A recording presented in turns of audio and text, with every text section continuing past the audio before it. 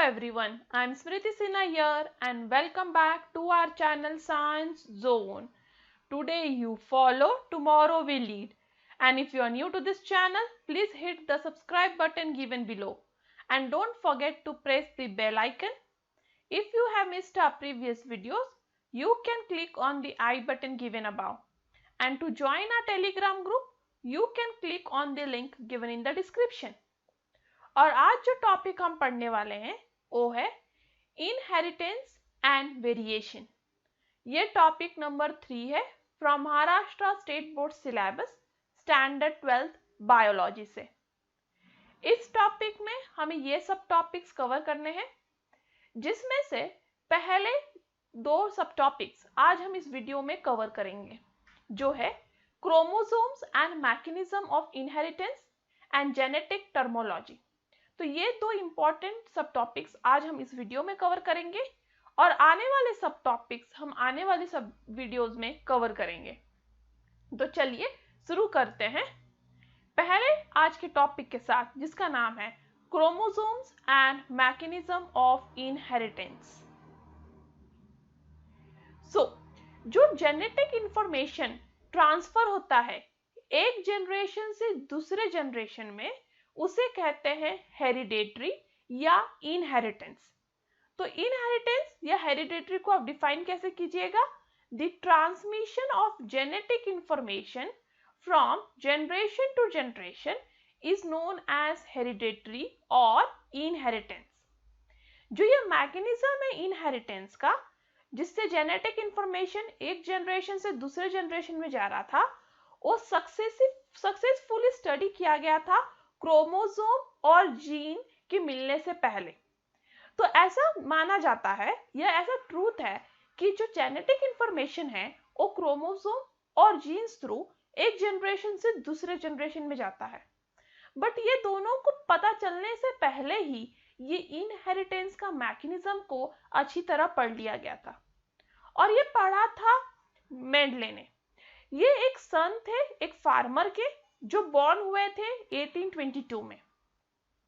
Mendel ने जो सबसे पहले एक्यूरेट एक्सप्लेनेशन दिया था कि ये मैकेनिज्म ऑफ इनहेरिटेंस कैसे वर्क करता है, और उन्होंने टेक्निक यूज किया था हाइब्रिडाइजेशन टेक्निक। तो जो सबसे फर्स्ट साइंटिस्ट है या वो साइंटिस्ट जिसने मैकेनिज्म ऑफ इनहेरिटेंस को ये क्रोमोसोम और जीन के मिलने के पहले ही पढ़ लिया था, वो साइंटिस्ट थे मेंडले, और उन्होंने ये पढ़ा था by technique of hybridisation. Inheritance को पढ़ने के लिए उन्होंने 7 traits of garden pea plant को स्टडी किया था।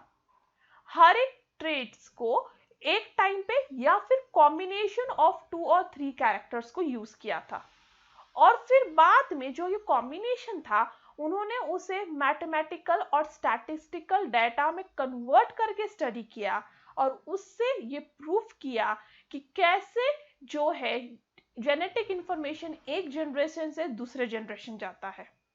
और ये जो 7 कैरेक्टर्स पी प्लांट के जो उन्होंने स्टडी किए थे, वो था सीड का शेप, जो राउंड हो सकता है या व्रिंकल्ड हो सकता है, सीड का कलर जो येलो हो सकता है या फिर ग्रीन, पॉड का शेप जो इन्फ्लेटेड हो सकता है या कंस्ट्रिक्टेड, पॉड का कलर जो ग्रीन हो सकता है या फिर येलो, फ्लावर का कलर जो पर्पल हो सकता है या फिर व्हाइट, फ्लावर का लोकेशन जो एक्सियल हो सकता है या फिर टर्मिनल, प्लांट का हाइट जो टॉल हो सकता है या फिर शॉर्ट।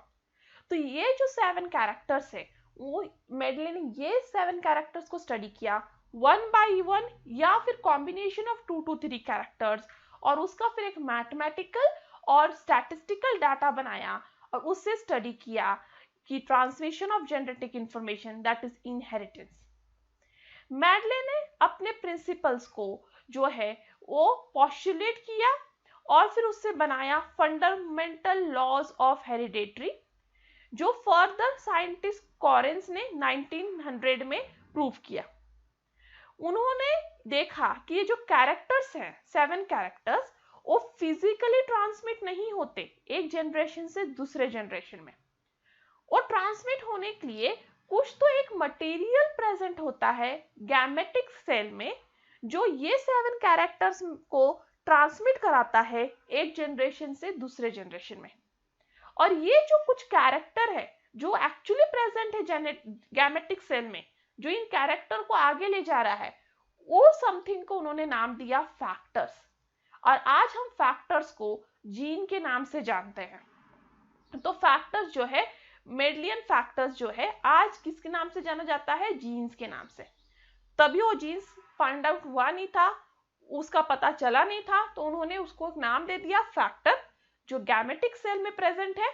और वो ये जो फैक्टर्स हैं या फिर ये जो प्रॉपर्टीज हैं, वो एक जनरेशन से दूसरे जनरेशन तक ले जा रहे हैं। ये फैक्टर्स पेरेंट्स में पेयर में प्रेजेंट होते हैं, फिर वो एक दूसरे से सेग्रीगेट होते हैं और गैमेट फॉर्म करते हैं विदाउट ब्लेंडिंग और mixing. Reasons of Mendel's success. तो ये साइंटिस्ट का सक्सेस क्यों हुआ?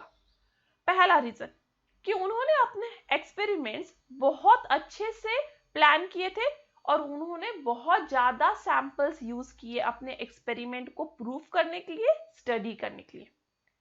उन्होंने हर एक रिकॉर्ड बहुत अच्छे से मेंटेन किया। उन्होंने हर एक जो रिकॉर्ड है फॉर नंबर ऑफ प्लांट के लिए बनाया। उन्होंने उनके जो रिजल्ट्स हैं वो रेशियो में एक्सप्रेस किए। पी प्लांट में जो कॉन्ट्रास्टिंग कैरेक्टर्स थे, उन्होंने वो पी प्लांट ही क्यों चूज किया? क्योंकि उसमें जो कॉन्ट्रास्टिंग कैरेक्टर्स है वो इजिली रिकॉग्नाइज हो सकते हैं। जैसे ये सारे कैरेक्टर्स इजिली रिकॉग्नाइज हो सकते हैं, इसलिए उन्होंने पी प्लांट को चूज किया, जिससे वो अच्छे रिजल्ट्स पा सके। जो 7 डिफरेंट कैरेक्टर्स है पी प्लांट के, वो कंट्रोल होता है बाय सिंगल फैक्टर ईच। तो हर एक इस कैरेक्टर को जो है, ये सारे कैरेक्टर्स को जो रूल करता है वो एक सिंगल फैक्टर होता है। और ये फैक्टर जो है वो लोकेटेड होता है ऑन डिफरेंट क्रोमोसोम, और ये फैक्टर ट्रांसमिट होता है from one generation to other. तो जो ये सारे फैक्टर्स हैं, जैसे सीड राउंड होगा कि रिंकल्ड, ये जो दो फैक्टर्स हैं, सपोज ये फैक्टर आर है और ये फैक्टर डब्ल्यू है, तो ये दोनों फैक्टर 2 डिफरेंट क्रोमोसोम में प्रेजेंट होगा और वो आगे फॉरवर्ड होगा नेक्स्ट जनरेशन में। उन्होंने फिर 2 कॉन्सेप्ट लाए। एक कॉन्सेप्ट था डोमिनेंस, एक था रेसिसिवनेस। तो डोमिनेंस वो जो था, वो कॉन्सेप्ट ये था कि जो ज्यादा स्ट्रांगली प्रेजेंट होता है और ज्यादा मतलब दूसरे को दबा देता है, उस फैक्टर को उन्होंने डोमिनेंट कहा। जैसे यदि 4 पी प्लांट उन्होंने देखे, तो उसमें से 3 पी प्लांट के सीड्स राउंड थे और एक का रिंकल्ड था, तो राउंड डोमिनेंट कैरेक्टर हुआ। और जो उन्होंने कम देखा और जिसको डोमिनेंट कैरेक्टर ने दबा दिया था, वो हुआ रिसेसिव कैरेक्टर। तो इस तरह से उन्होंने अपने एक्सपेरिमेंट फाइंड आउट किया और उन्होंने इस रीजन के वजह से अपने सक्सेस को प्रूव किया। और ये प्रूव किया कि एक कैरेक्टर दूसरे कैरेक्टर से, दूसरे मतलब एक कैरेक्टर एक जनरेशन से दूसरे जनरेशन में कैसे कैरी फॉरवर्ड होता है, या मैकेनिज्म ऑफ इनहेरिटेंस कैसे वर्क करता है। अब हमें मेडलेस का एक्सपेरिमेंट को और अच्छे से जानने के पहले हमें कुछ जेनेटिक टर्मिनोलॉजी पे ध्यान देना होगा, और ये टर्मिनोलॉजी याद रखना बहुत जरूरी है क्योंकि ये डेफिनेशन के लिए आते हैं। तो सबसे फर्स्ट है कैरेक्टर। कैरेक्टर जो होता है वो एक स्पेसिफिक फीचर होता है ऑर्गेनिज्म का। जैसे किसी का आईज ब्लू है, किसी का ब्राउन, तो ये एक स्पेसिफिक फीचर है ऑर्गेनिज्म का। प्लांट की बात करें तो height of stem, colour of flower. Next है ट्रेंट, ये एक इनहेरिटेड कैरेक्टर होता है और वो वेरिएंट को डिटेक्ट करता है। जैसे पी प्लांट टॉल होगा कि ड्रॉफ, उसके सीड राउंड होंगे कि रिंकल्ड, उसके फ्लावर पर्पल होंगे कि येलो। नेक्स्ट है फैक्टर। फैक्टर एक्चुअली एक यूनिट है हेरिडेटरी का, और एक ये पार्टिकल है जो प्रेजेंट होता है ऑर्गेनिज्म में, और वो रिस्पॉन्सिबल होता है इनहेरिटेंस को कैरी फॉरवर्ड करने के लिए या फिर कोई कैरेक्टर को एक्सप्रेस करने के लिए। फैक्टर एक जनरेशन से दूसरे जनरेशन में पास होता है थ्रू गैमेट्स। तो फैक्टर बेसिकली कहां प्रेजेंट है? गैमेट्स में, जो ऑर्गेनिज्म में प्रेजेंट होते हैं, और ये रिस्पॉन्सिबल होते हैं एक जनरेशन से दूसरे जनरेशन में कैरेक्टर्स ले जाने के लिए। फैक्टर डिटरमाइन करते हैं उस ऑर्गेनिज्म का जेनेटिकल या बायोलॉजिकल कैरेक्टर। नेक्स्ट है जीन। जीन एक पर्टिकुलर सेगमेंट होता है डीएनए का जो रिस्पॉन्सिबल होता है फॉर इनहेरिटेंस या फिर एक्सप्रेशन ऑफ कैरेक्टर। तो डीएनए जो है डबल स्ट्रैंडेड स्ट्रक्चर है और इसका जो एक स्मॉल पार्ट है या स्मॉल सेगमेंट है उसे आप जीन कहोगे, और ये जीन जो है वो रिस्पॉन्सिबल होगा कि आगे वाले जनरेशन में क्या कैरेक्टर्स आएंगे। उसके हेयर कर्ली होंगे कि स्ट्रेट, ओके। फ्लावर जो है, यदि पी प्लांट की बात करें तो फ्लावर अपेक्स पे होगा कि टर्मिनल एंड पे होगा, तो ये सब कौन डिसाइड करेगा? जीन। नेक्स्ट है अलेन्स या अलेमोर्फ्स। ये जो है वो 2 या मोर ऑल्टरनेटिव फॉर्म्स होते हैं जीन के, और वो उन्हें कहते हैं अलीज ऑफ ईच अदर। वो ऑक्यूपाई करते हैं आइडेंटिकल लोकाई, लोकाई मतलब पोजीशन ऑफ क्रोमोसोम जहां जीन प्रेजेंट होता है। तो ये अलीज जो है वो आइडेंटिकल पोजीशन जो है वो होमोलोगस क्रोमोसोम का ऑक्यूपाई करते हैं। तो अभी अलीज को आपको समझना होगा, तो ये याद रखिए क्रोमोसोम्स कभी भी पेयर में होते हैं, कभी भी क्रोमोसोम अकेला नहीं होता। There are pairs of chromosome. अब ये 2 पेयर ऑफ क्रोमोसोम है, ये दोनों पेयर में एक जो कैरेक्टर है या एक जीन है जो यहाँ प्रेजेंट है, और सेम पोजीशन पे दूसरे क्रोमोसोम में भी वही जीन यहाँ प्रेजेंट है। बट ये जीन जो है वो एक कैपिटल ए को रिप्रेजेंट कर रहा है और ये जीन स्मॉल ए को। बट ये ए और ये ए दोनों अली है, मतलब वो पेयर है, ठीक है। तो कैपिटल ए अली 1 है, स्मॉल ए अली 2 है। तो ये दोनों जो है सेम कैरेक्टर के लिए रिस्पॉन्सिबल होगा। जैसे ये दोनों सपोज रिस्पॉन्सिबल है प्लांट के हाइट के लिए, तो ये दोनों जो है वो प्लांट के हाइट को ही डिटरमाइन करेगा। बट याद रखें कैपिटल ए प्लांट को टॉल बनाएगा वाइल स्मॉल ए प्लांट को ड्रॉफ बनाएगा, मतलब शॉर्ट बनाएगा। दोनों भी रिस्पॉन्सिबल किसके लिए है? प्लांट के हाइट के लिए। दोनों क्रोमोसोम के same loci that is same position पे भी प्रेजेंट है, होमोलोगस क्रोमोसोम्स पे प्रेजेंट है, बट एक प्लांट को टॉल बना रहा है और दूसरा प्लांट को ड्रॉफ, ठीक है। नेक्स्ट है डोमिनेंट। डोमिनेंट वो अली है जो एक्सप्रेस होता है in the presence of alternative Ali in heterozygous condition only. तो हेट्रोजाइगस कंडीशन क्या है? तो अब ये 2 अली जो थे कैपिटल ए और स्मॉल ए, ये 4 पॉसिबिलिटी से कंबाइन हो सकते हैं। Capital A with capital A, capital A with small A with capital A, और स्मॉल ए विद स्मॉल ए। तो जहां 2 कैपिटल ए हैं और 2 स्मॉल हैं, ये होमो हुए क्योंकि दोनों भी सेम अली हैं, करेक्ट। बट ये दोनों हुए हेट्रो क्योंकि ये दोनों भी डिफरेंट अली हैं, एक कैपिटल ए एक स्मॉल ए। तो ये हुए हेट्रो कंडीशन। अब हेट्रो कंडीशन में सपोज एक कैरेक्टर दूसरे कैरेक्टर को दबा रहा है, उसे कहेंगे डोमिनेंट कैरेक्टर। तो हेट्रोजाइगस कंडीशन में जहां 2 अलग अली प्रेजेंट थे, उसमें से एक अली दूसरे अली के एक्सप्रेशन को दबा रहा है, उसे क्या कहेंगे? उस एक्सप्रेशन को डोमिनेंट। और ये अली एक्सप्रेस होते हैं F1 में, दैट इज डोमिनेंट। नेक्स्ट है रिसेसिव। रिसेसिव मतलब वो अली जो अपने एक्सप्रेशन को ऑल्टरनेट अली के प्रेजेंस में दिखा नहीं पा रहा है। तो वापस हेट्रोजाइगस कंडीशन है जहां कैपिटल ए डोमिनेंट है क्योंकि स्मॉल ए के प्रेजेंस में भी अपना ही फीचर दिखा रहा है, बट स्मॉल ए जो है वो रिसेसिव है क्योंकि वो प्रेजेंट है बट डोमिनेंट कैपिटल ए के सामने वो अपना असर नहीं दिखा पा रहा है, इसलिए स्मॉल ए क्या हुआ? Recessive character. नेक्स्ट है फिनोटाइप। फिनोटाइप जो है वो एक्सटर्नल अपीयरेंस ऑफ इंडिविजुअल को बताता है। तो जो भी एक्सटर्नल अपीयरेंस होता है, जैसे फ्लावर का कलर क्या है, सीड का कलर क्या है, हेयर का टाइप क्या है, ये सब एक्सटर्नल कैरेक्टर है। तो ये एक्सटर्नल कैरेक्टर जो इंडिविजुअल का है उसे क्या कहेंगे, फिनोटाइप।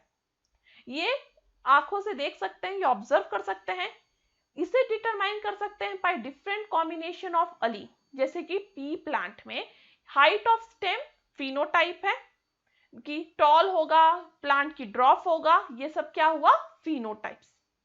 नेक्स्ट है जीनोटाइप। जीनोटाइप जेनेटिक कॉन्स्टिट्यूशन या जेनेटिक मेकअप ऑफ ऑर्गेनिज्म को बताता है। तो ऑर्गेनिज्म में जो अली है या फैक्टर्स हैं किस तरह से कॉम्बाइन हुए हैं, उसमें वो फिनोटाइप देने के लिए उसे कहोगे जीनोटाइप। तो genotype basically genetic makeup of organism है। ये रिप्रेजेंट करता है genetic constitution of an individual with respect to single character और सेट ऑफ कैरेक्टर। मतलब जीनोटाइप ये रिप्रेजेंट करता है कि वो सिंगल इंडिविजुअल में किस टाइप का जेनेटिक कॉन्स्टिट्यूशन है एक पर्टिकुलर कैरेक्टर देने के लिए या फिर ग्रुप ऑफ कैरेक्टर्स देने के लिए। मतलब कौन सी अली साथ में आके जुड़े होंगे कि उसमें इस टाइप का कैरेक्टर आया या इस टाइप का फिनोटाइप आया, वो जो एक्सप्लेन करने वाला पावर है वो जीनोटाइप के पास है। जैसे फिनोटाइप में अभी हमने स्टडी किया कि स्टेम का हाइट वो फिनोटाइप है कि स्टेम टॉल होगा कि ड्रॉप होगा, ये तो फिनोटाइप हुआ। बट ये फिनोटाइप को एक्सप्लेन करने के लिए आपको जीनोटाइप चाहिए। जैसे दो कैपिटल टी, क्योंकि दो अलीज है, सपोज दो होमोलोगस क्रोमोसोम पे दो अलीज है, एक कैपिटल टी है एक स्मॉल टी है, तो पॉसिबिलिटीज क्या है, capital T capital T, capital T small T capital T and small T. तो ये जो कैपिटल टीज हैं यदि प्रेजेंट है तो कैपिटल टी डोमिनेंट हुआ जो स्टेम को टॉल बनाएगा, स्मॉल टी रिसेसिव हुआ जो स्टेम को शॉर्ट बनाएगा। अब ये जो दो कैपिटल टीज हैं होमोजीनियस में या हेट्रोजेनियस में, वो जो कैपिटल टी है ये डिसाइड कर रहा है कि आपका स्टेम टॉल है पी प्लांट का, और ये हुआ उसका जीनोटाइप। तो ये सारे क्या हुए, चारों, ये चारों हुए जीनोटाइप। और इनकी वजह से जो कैरेक्टर दिखेगा, जो ऑब्जर्व कर पाओगे आप, वो होगा फिनोटाइप।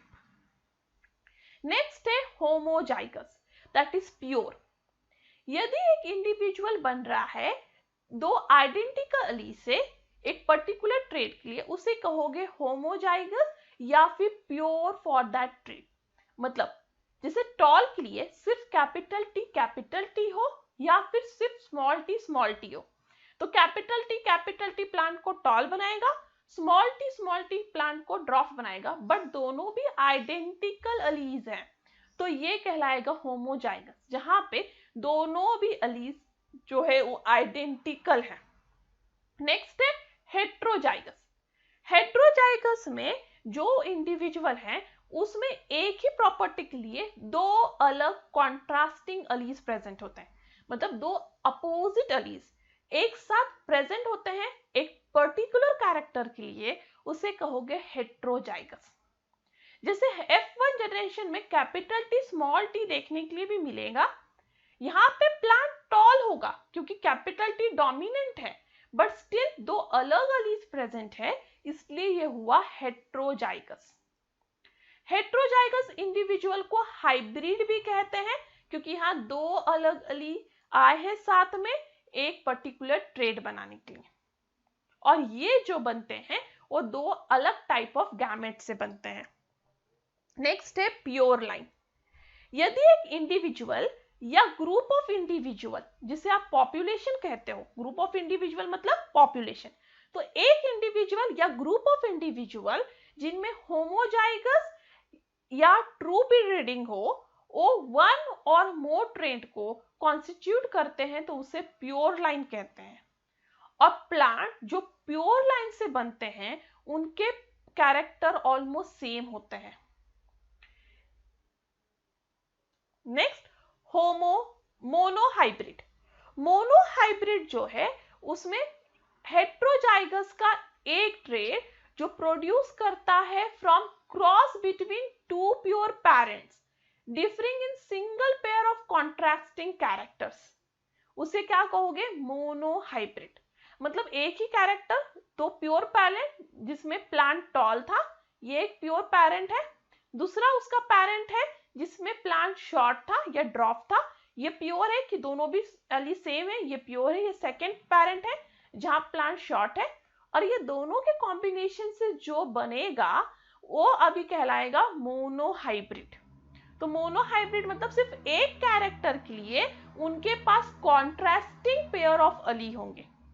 तो जो हाइब्रिड टॉल होता है वो एक्चुअली क्रॉस होता है between pure tall and pure dwarf plant. तो प्योर टॉल और प्योर ड्वार्फ प्लांट का जो हाइब्रिड है वो होगा T, capital T small T, और ये टॉल होगा प्लांट, बट ये क्रॉस हाइब्रिड से बना है और इसलिए इसे हेट्रोजाइगोट और सिंगल पेयर ऑफ अली भी कहेंगे या मोनोहाइब्रिड।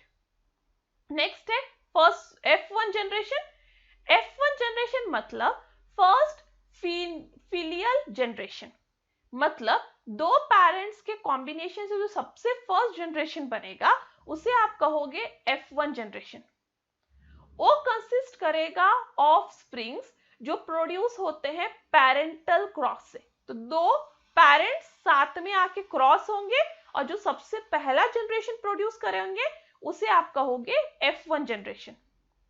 तो जो फर्स्ट जनरेशन है वो होता है by meeting of two pure parents having contrasting characters. तो जो टू प्योर पेरेंट्स हैं, प्योर पेरेंट्स मतलब आइदर दोनों कैपिटल टी अलीन वाले हैं या फिर स्मॉल टी वाले। तो ये दो प्योर पेरेंट्स है जो कॉम्बिनेशन से जो फर्स्ट जनरेशन जनरेट होगा उसे आप कहोगे F1 जनरेशन। अब F2 generation. F2 generation produce होता है by selfing of F1 generation offspring and it is called as second filial generation. तो F1 जनरेशन में जो भी ऑफस्प्रिंग बनेंगे, तो F1 जनरेशन में क्या पॉसिबिलिटी है, capital T small T, capital small T, capital T small T, small T capital T. तो ये चारों जनरेशन जो प्योर पेरेंट से बन रहे थे वो तो F1 हुए। अब ये F1 आपस में कंबाइन होके जो नेक्स्ट जनरेशन प्रिपेयर करेंगे वो होगा F2 जनरेशन।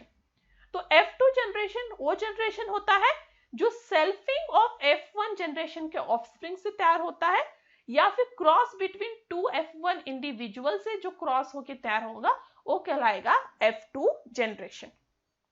नेक्स्ट है पर्नेट स्क्वायर या चेकर बोर्ड। पर्नेट स्क्वायर या चेकर बोर्ड एक प्रोबेबिलिटी टेबल है जो मैं आगे दिखाऊंगी आपको। ये एक प्रोबेबिलिटी टेबल होता है जो रिप्रेजेंट करता है different permutations and combination of fertilisation. मतलब अभी जैसे हमने कंबाइन किया दो प्योर पेरेंट जैसे कि कैपिटल टी और स्मॉल टी के पेरेंट से कितने बच्चे पॉसिबल हैं, कितने टाइप ऑफ जीनोटाइप पॉसिबल हैं। तो ये जो रिप्रेजेंट करने का तरीका है ये एक्चुअली पर्नेट स्क्वायर में होता है और ये डिफरेंट परम्यूटेशंस और कॉम्बिनेशन से बनता है of different gametes of opposing mating type. और ये स्क्वायर जो ये बताता है कि कितने टाइप ऑफ ऑफस्प्रिंग तैयार होंगे और उनके जीनोटाइप क्या होंगे, वो एक डायग्रामेटिकल रिप्रेजेंटेशन में बताता है, उसे कहते हैं पर्नेट स्क्वायर या चेकर बोर्ड। नेक्स्ट है होमोलोगस क्रोमोसोम। ये morphologically, genetically and structurally identical chromosome होते हैं जो प्रेजेंट होते हैं डाइप्लॉइड सेल में और वो कहलाते हैं होमोलोगस क्रोमोसोम। तो होमोलोगस क्रोमोसोम मतलब कौन से क्रोमोसोम जो मॉर्फोलॉजिकली मतलब देखने में, जेनेटिकली मतलब बाय जीन्स एकदम आइडेंटिकल होते हैं और वो प्रेजेंट होते हैं डाइप्लॉइड सेल में, उन्हें कहते हैं होमोलोगस क्रोमोसोम। नेक्स्ट है बैक क्रॉस। यदि F1 जनरेशन का जो ऑफस्प्रिंग है वो किसी पेरेंट के साथ कंबाइन हो जाए या पेरेंट के साथ जो है नेक्स्ट जनरेशन जो है वो तैयार करने लगे, उसे आप कहोगे बैक क्रॉस। मतलब F1 जनरेशन अब पीछे जाके पेरेंट के साथ कंबाइन होके न्यू ऑफस्प्रिंग बना रहा है, उसे कहते हैं बैक क्रॉस। नेक्स्ट है टेस्ट क्रॉस। यदि क्रॉस जो है F1 जनरेशन का ऑफस्प्रिंग होमोजाइगस रिसेसिव पेरेंट के साथ वापस जो है वो नेक्स्ट जनरेशन तैयार करे, उसे कहते हैं टेस्ट क्रॉस। ये यूज होता है फॉर टेस्टिंग ऑफ होमोजाइगस और हेट्रोजाइगस नेचर ऑफ हाइब्रिड। तो हाइब्रिड होमोजाइगस होगा कि हेट्रोजाइगस होगा, वो देखने के लिए ये टेस्ट किया जाता है, इसलिए इसे कहते हैं टेस्ट क्रॉस। टेस्ट क्रॉस एक टाइप ऑफ बैक क्रॉस ही है, क्योंकि यहाँ पे F1 जनरेशन के ऑफस्प्रिंग पेरेंट के साथ ही कंबाइन होके नेक्स्ट जनरेशन बना रहे हैं। नेक्स्ट है फिनोटाइपिक रेशियो। फिनोटाइपिक रेशियो मतलब रेशियो ऑफ ऑफस्प्रिंग जो F2 जनरेशन में बन रहे हैं उनका जो रेशियो क्या है अमॉन्ग द फिजिकल अपीयरेंस, उसे कहते हैं फिनोटाइपिक रेशियो। सपोज 4 ऑफस्प्रिंग्स बने, 4 ऑफस्प्रिंग्स बन रहे हैं जब F2 जनरेशन में फाइनली, तो उन 4 ऑफस्प्रिंग्स में से सपोज 3 ऑफस्प्रिंग टॉल है और 1 ऑफस्प्रिंग ड्रॉप है, तो यहाँ पे F2 जनरेशन का फिनोटाइपिक रेशियो क्या हुआ 3:1। मोनोहाइब्रिड क्रॉस मतलब ओ क्रॉस जिसमें सिर्फ एक कैरेक्टर को लिया गया है। तो सपोज एक प्योर टॉल प्लांट एक प्योर ड्रॉप प्लांट के साथ कंबाइन होके पहले F1 जनरेशन बनाएगा, F1 generation further F2 generation बनाएगा जिसमें 4 ऑफस्प्रिंग्स बनेंगे, जिसमें से 3 टॉल और एक शॉर्ट होंगे, तो फिनोटाइपिक रेशियो क्या हुआ 3:1। और इसी में जीनोटाइपिक रेशियो होता है, जहां रेशियो ऑफ ऑफस्प्रिंग्स जो F2 जनरेशन में बन रहे हैं उनके जेनेटिक मेकअप का रेशियो लिया जाता है। जैसे ये 4 ऑफस्प्रिंग तो बने, तो एक प्योर टॉल बना, एक हाइब्रिड बना, दूसरा भी हाइब्रिड बना और एक प्योर शॉर्ट बना। तो यहाँ जो प्योर टॉल है वो एक है, 2 हाइब्रिड है और एक प्योर शॉर्ट है, तो यहाँ जीनोटाइपिक रेशियो क्या हुआ 1:2:1। ये फिनोटाइपिक रेशियो और जीनोटाइपिक रेशियो जो है वो सेकेंड जनरेशन में स्टडी किया जाता है। तो फिनोटाइपिक मतलब अपीयरेंस में जो 2 कैरेक्टर दिखेंगे आपको उनका जो रेशियो होगा फिनोटाइपिक रेशियो, और जो आपको जीन्स टाइप दिखेंगे उनका आप रेशियो लोगे F2 जनरेशन का, तो होगा जीनोटाइपिक रेशियो। नेक्स्ट है मोनोहाइब्रिड क्रॉस। मोनोहाइब्रिड क्रॉस मतलब क्रॉस जो पेरेंट्स में होता है जिनमें सिर्फ एक ही कैरेक्टर को आप स्टडी कर रहे हो, उसे कहोगे मोनोहाइब्रिड क्रॉस। जैसे कि सिर्फ आप टॉल या शॉर्ट को स्टडी कर रहे हो, मतलब एक ही कैरेक्टर को क्रॉस कर रहे हो आपस में लास्ट जनरेशन पाने के लिए, तो मोनोहाइब्रिड क्रॉस है। या कलर ऑफ फ्लावर में देख रहे हो ग्रीन और yellow colour of flower, green और येलो कलर फ्लावर, ये 2 कैरेक्टर को आप क्रॉस करके जनरेशन प्रिपेयर कर रहे हो, तो उसको मोनोहाइब्रिड क्रॉस कहोगे। तो मोनोहाइब्रिड मतलब सिर्फ एक ही कैरेक्टर को कंसीडर करके F1 और F2 जनरेशन बनाते जाना है, उसे कहोगे मोनोहाइब्रिड क्रॉस। जैसे cross of pure tall and pure dwarf plant. Medley ने जो मोनोहाइब्रिड क्रॉस है वो स्टडी किया था between 2 plea plant having only 1 contrasting character, मतलब उनके जो 7 कैरेक्टर्स हैं उसमें से 6 कैरेक्टर्स एकदम सेम होंगे, 2 पी प्लांट के, सिर्फ एक कैरेक्टर डिफरेंट होगा, और वो 2 एक कैरेक्टर को उन्होंने स्टडी करने के लिए जो F2 जनरेशन बनाते गए, वो F1 फिर F1 से F2, उस क्रॉस को आप कहोगे मोनोहाइब्रिड क्रॉस, जहां सिर्फ एक कैरेक्टर डिफर हो रहा था। नेक्स्ट है डाइहाइब्रिड क्रॉस। डाइहाइब्रिड क्रॉस वो क्रॉस है बिटवीन पेरेंट्स जहां 2 कैरेक्टर डिफर होते हैं, उसे कहते हैं डाइहाइब्रिड क्रॉस। जैसे 2 कैरेक्टर, पहला कैरेक्टर है pure tall with rounded seed plant cross हो रहा है with draft and wrinkled seed plant, तो यहाँ सीड का टाइप और प्लांट का हाइट 2 कैरेक्टर को स्टडी किया था, तो 6 में से 4 कैरेक्टर ये 2 प्लांट के सेम थे, और 2 कैरेक्टर हाइट ऑफ प्लांट और type of seed of plant वो 2 को उन्होंने अलग रखा था, और ये 2 कैरेक्टर डिफरेंट कैरेक्टर वाले प्लांट को उन्होंने ला के साथ में जो है नेक्स्ट जनरेशंस बनाए थे, उसे कहेंगे डाइहाइब्रिड क्रॉस। तो डाइहाइब्रिड क्रॉस के लिए मेडली ने ऐसे प्ली प्लांट्स चूज किए थे जिनमें एटलीस्ट 2 कंट्रास्टिंग कैरेक्टर्स हो, और बाकी जो 5 कैरेक्टर ना 5 कैरेक्टर्स सेम हो, क्योंकि टोटल 7 कैरेक्टर्स है पी प्लांट के, तो बाकी 5 कैरेक्टर सेम हो, 2 कंट्रास्टिंग कैरेक्टर हो, और उसे साथ में क्रॉस किया तो डाइहाइब्रिड क्रॉस। 6 कैरेक्टर सेम हो और 1 कंट्रास्टिंग कैरेक्टर हो, उसे क्रॉस किया तो मोनोहाइब्रिड क्रॉस। नेक्स्ट ये एक्टिविटी है, तो पहला है फिनोटाइप। फिनोटाइप मतलब प्लांट टॉल होगा, कि ड्राफ होगा। फिनोटाइप के बाद आता है जीनोटाइप। तो टॉल के लिए प्योर पैरेंट का जीनोटाइप क्या है? Capital T capital T. तो ड्राफ के लिए होगा small T small T. Next है गैमेट्स। तो प्योर टॉल प्लांट में एक ही टाइप ऑफ गैमेट है कैपिटल टी, और प्योर ड्राफ प्लांट में एक ही टाइप ऑफ गैमेट है स्मॉल टी। तो फर्स्ट जनरेशन होगा कैपिटल टी और स्मॉल टी के कॉम्बिनेशन से। तो ये फर्स्ट जनरेशन हुआ। कैपिटल टी डोमिनेंट कैरेक्टर है, इसलिए फर्स्ट जनरेशन टॉल होगा। Next selfing of first generation, जहां फर्स्ट जनरेशन के टॉल के साथ ही कॉम्बाइन होगा। तो इसका जीनोटाइप हुआ कैपिटल टी स्मॉल टी। अब इसके गैमेट्स हुए कैपिटल टी स्मॉल टी, और इसका भी गैमेट हुआ कैपिटल टी स्मॉल टी।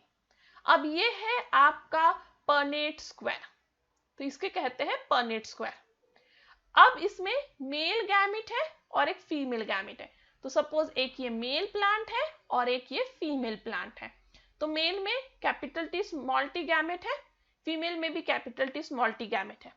तो कैपिटल टी के साथ कॉम्बाइन होगा। तो ये स्क्वायर में क्या कॉम्बाइन हो रहा है, देखिए ऐसे जाइए, कैपिटल टी के साथ, तो टी टी बनेगा। अब इस स्क्वायर में कैपिटल टी स्मॉल टी के साथ कॉम्बाइन हो रहा है, correct, capital T small T के साथ, तो ये बनेगा। नेक्स्ट इसमें स्मॉल टी कैपिटल टी के साथ कॉम्बाइन हो रहा है, करेक्ट, तो स्मॉल टी कैपिटल टी के साथ, और इसमें स्मॉल टी के साथ। तो यहाँ पे आपके पास 4 ऑफस्प्रिंग बनेंगे, ठीक है। 4 ऑफस्प्रिंग कैसे हैं? कैपिटल टी, 2 है स्मॉल टी कैपिटल टी, और एक है स्मॉल टी। तो यहाँ पे जीनोटाइपिक रेशियो क्या हुआ? 1:2:1। बट इसमें से जो 3 प्लांट हैं वो टॉल है और एक प्लांट है जो शॉर्ट है। तो फिनोटाइपिक रेशियो क्या हुआ? 3:1। तो ये हुआ जीनोटाइपिक रेशियो, और ये हुआ आपका फिनोटाइपिक रेशियो। आई होप ये आप समझ गए होंगे। ये हुआ मोनोहाइब्रिड क्रॉस का। ये मोनोहाइब्रिड क्रॉस है क्योंकि यहाँ पे सिर्फ एक ही कैरेक्टर को स्टडी किया है, that is height of plant. Next है डाइहाइब्रिड क्रॉस। डाइहाइब्रिड क्रॉस में 2 कैरेक्टर स्टडी किए गए हैं, यहाँ पे सीड का कलर और सीड का टाइप, ठीक है। तो 2 कैरेक्टर देखे हैं उन्होंने, सीड का कलर और सीड का टाइप। तो फिनोटाइप क्या है? सीड राउंड है एंड येलो कलर का है। दूसरा प्लांट का सीड व्रिंकल्ड है और ग्रीन कलर का है। जीनोटाइप इनका क्या हुआ? राउंड है इसलिए कैपिटल आर, और येलो है कैपिटल वाई, क्योंकि पहला जो पैरेंट हो तो प्योर होना चाहिए इसलिए सब कैपिटल है, नेक्स्ट में सब स्मॉल है। अब इसमें से 2 गैमेट्स निकलेंगे क्योंकि हम डाइहाइब्रिड क्रॉस पढ़ रहे हैं, इसलिए 2 गैमेट्स निकालोगे, एक कैपिटल आर है और एक कैपिटल वाई है। इसमें भी 2 गैमेट निकलेंगे, एक स्मॉल आर है एक स्मॉल वाई है। तो फर्स्ट जो जनरेशन है उसमें capital R capital Y, small R small Y के साथ क्रॉस होगा, और यहाँ पे फर्स्ट जनरेशन मिलेगा जिसका सीड राउंड होगा और येलो ही होगा क्योंकि दोनों डोमिनेंट कैरेक्टर यहाँ प्रेजेंट है। अब फर्स्ट जनरेशन अपने साथ ही क्रॉस होगा, तो राउंड येलो सीड के साथ ही क्रॉस होगा, बट यहाँ जीनोटाइप होगा capital R capital Y small Y into capital R capital Y into small Y. अब यहाँ पे जो है गैमेट्स हर के 4 टाइप के निकलेंगे। देखिए कैपिटल आर कैपिटल वाई सारे कॉम्बिनेशन करने हैं आपको, कैपिटल आर के साथ स्मॉल आर के साथ कैपिटल वाई, और स्मॉल आर के साथ स्मॉल वाई। तो सेम कॉम्बिनेशन से यहाँ पे भी है। तो एक है आपका मेल प्लांट, एक है आपका फीमेल प्लांट। तो मेल प्लांट्स के 4 गैमेट्स यहाँ लिख दीजिए, फीमेल प्लांट्स के ये 4 गैमेट्स यहाँ। अब कैपिटल आर कैपिटल वाई के साथ कंबाइन हो रहा है, तो यहाँ पे सब बड़े होंगे। Next capital R small Y capital Y के साथ कंबाइन हो रहा है, तो यहाँ पे जो है ऐसा होगा। यहाँ small R capital R capital Y के साथ हो रहा है, फिर small R small Y capital R capital Y के साथ हो रहा है, तो ये एक बन गया। नेक्स्ट इसमें देखिए capital R capital Y capital R small Y के साथ हो रहा है, अब ऐसे जाना है आपको।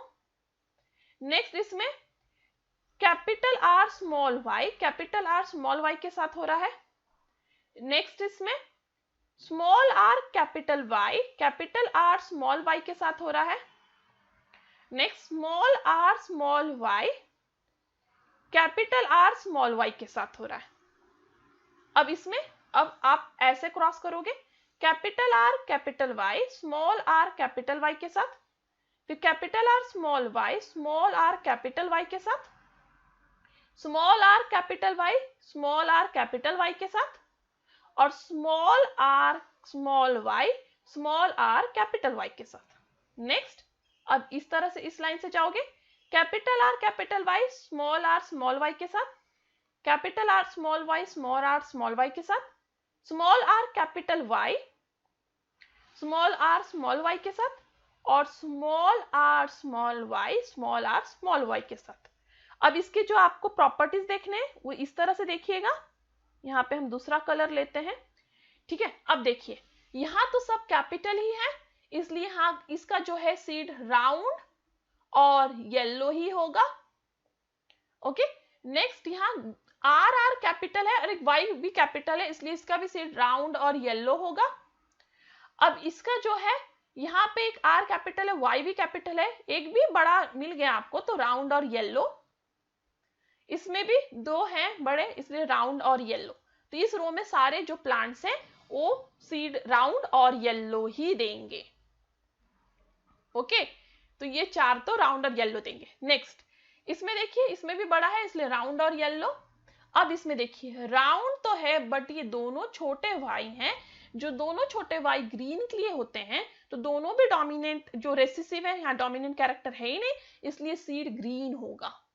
तो यहाँ पे तो राउंड होगा बट सीड कलर क्या होगा, ग्रीन, क्योंकि दोनों भी स्मॉल वाई हैं।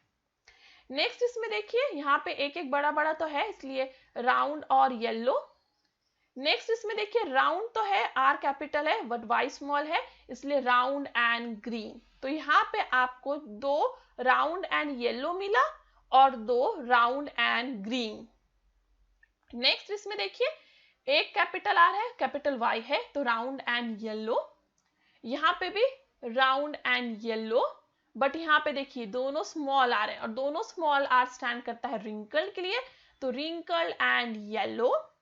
और यहाँ पे है रिंकल एंड येलो, तो यहाँ पे अब दो रिंकल एंड येलो हैं और दो राउंड एंड येलो हैं।